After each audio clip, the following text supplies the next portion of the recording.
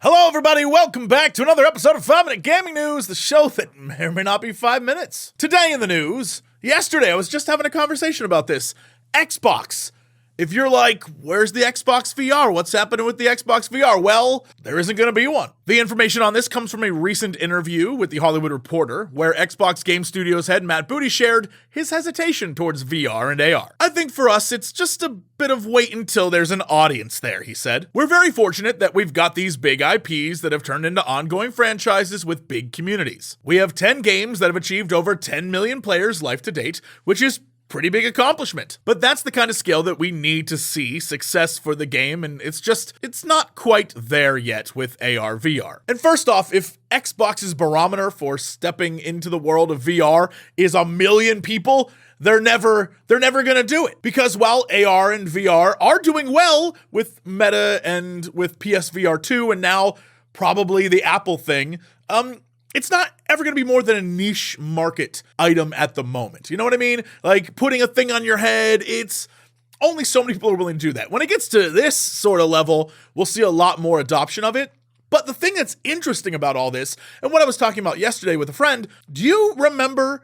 I remember because I actually got to do it, but back in, I think 2016, 2017 at E3, they had Xbox AR. You put on goggles and you went into the world of Halo. I did the whole thing. You could look out the window, the little portholes, and see the UNSC fleet mobilizing and troops conducting maneuvers. You had one of those like mission tables where Jennifer Hale popped up and gave you a speech about what the mission was. It was cool. I loved that sort of thing, and it vanished. And I don't know if it was cost prohibitive. I don't know if no one cared or the reception wasn't well received. Admittedly, at the time, the way it worked is there was a little box, like right here, where that's where you could see the AR. Everything else was normal. And that, I mean, if they could have made that bigger, I don't know. But it's one of those things where they definitely tried, and I guess have decided that it is not worth the time and cost. Which is interesting because back in 2019, Phil Spencer had similar thoughts to Matt Booty about Xbox and VR. He called VR a relatively niche and isolating format that doesn't fit with his vision of gaming as a communal pastime, adding that when it came to Xbox customer feedback, nobody's asking for VR. And again, I think that's why the Xbox VR experience was actually AR, and that's kind of neat and would be interesting considering Microsoft loves to do all sorts of things with their consoles and stuff that have nothing to do with actual games. They love to sell you on all the extra stuff. And so AR is an interesting concept, and we're going to see now moving forward as Apple starts to really hammer home AR with their ski goggles that maybe other companies will pick that up and maybe Xbox will return to it. But it doesn't seem like anytime soon. Speaking of Xbox, it appears Obsidian has some words for those of you out there who were less than impressed with Avowed showing at the recent Xbox showcase. As reported by Games Radar, all I can say is that the game has not entered alpha yet, said Obsidian's Briar Diem, responding to a forum post via RPG Codex that critiqued Avowed's muddy character models.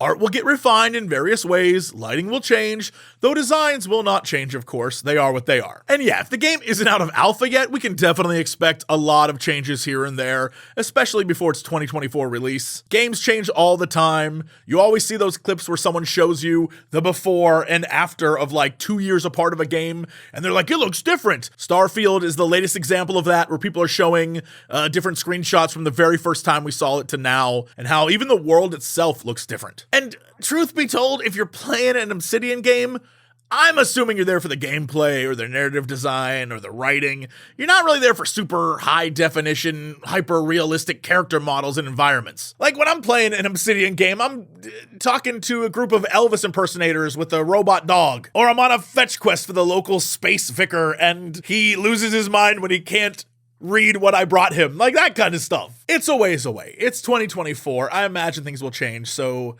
if you're getting all worked up, chill out, baby. And finally, since I'm on that Final Fantasy kick, Final Fantasy 16 is getting the real world treatment.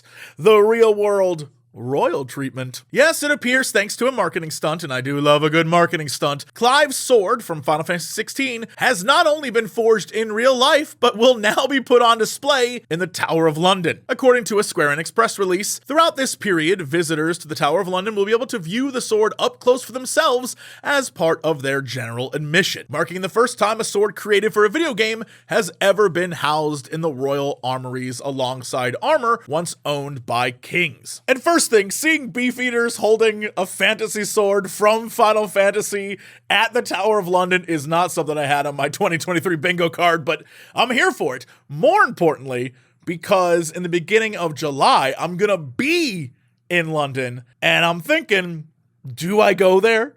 Am I gonna do that? Am I that much of a fan? Probably. I might do. You might see a photo on Twitter or somewhere. It might exist. So yeah, this is more of a personal story for me. I read about it and was like, all right, is it silly? Yeah. Is it goofy? Yeah.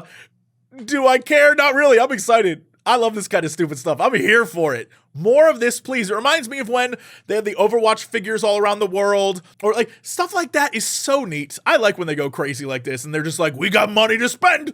Let's do it in weird ways. Sign me up. Speaking of things you should sign up for, this is it. This is the pitch.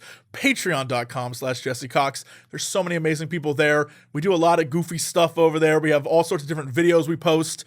More to come. There's a lot of fun stuff coming your way. But hey, that's it for me. Thank you so much. I will see y'all tomorrow for another episode of 5 Minute Gaming News.